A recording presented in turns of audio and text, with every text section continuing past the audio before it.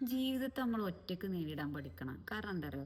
മനുഷ്യന്മാരെ പഠിച്ച മണ്ണോണ്ടാ സൃഷ്ടിച്ചത്. അതുകൊണ്ട് എന്തായാലും ഓലെ സ്വഭാവം മാറി മറിയും.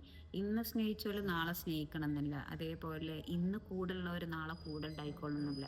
നമ്മൾ എത്ര അവഗണിച്ചാലും നമ്മൾ എത്ര മറന്നാലും നമ്മളെ കൈവിടാത്തവൻ നമ്മളെ റബ്ബ്. എല്ലാം തകർന്ന് എല്ലാരാലും അവഗണിച്ച് നിൽക്കുന്ന ഒരു സമയത്തുണ്ട്. നമ്മളിങ്ങനെ തകർന്ന് തരിപ്പണായി നിൽക്കുന്ന ഒരു സമയമുണ്ട്.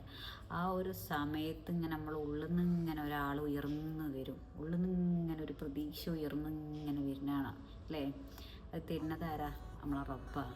സൂറത്ത് ദുഹായിൽ അല്ലാഹു സുബ്ഹാനഹു വ തആല പറയുന്നുണ്ട്, ഈ പകൽ കണ്ടില്ലേ സത്യല്ലേ, അതേപോലെ രാത്രി സത്യല്ലേ, അതേപോലെ സത്യമുള്ള ഒരു കാര്യം കേട്ടോ, അതായത് നിന്റെ റബ്ബ് നിന്നെ കൈവിട്ടിട്ടില്ല മറന്നിട്ടില്ല കേട്ടോ എന്ന്. അപ്പം അതിലും വലിയൊരു പ്രതീക്ഷ നമുക്കിനി വേണം, അതിലും വലിയൊരു ആശ്വാസം നമുക്ക് വേണം. നമ്മൾ ആരാരും അവഗണിച്ചാലും ആര് മറന്നാലും ഞാൻ മറക്കൂല എന്ന് പടച്ചോൻ നമുക്ക് ഗ്യാരണ്ടി തരികയാണ്. പടച്ചോൻ നമ്മളോട് ഇങ്ങനെ പറയണത് അല്ലേ? ആ തകർന്ന് നിൽക്കുന്ന ഒരവസ്ഥയിൽ ഇനി നമുക്കൊരു ആശ്വാസവാക്കിൻ്റെ ആവശ്യമുണ്ടോ? ഇല്ല. നമ്മളെ റബ്ബ് നമുക്ക് ധാരാളം അല്ലേ?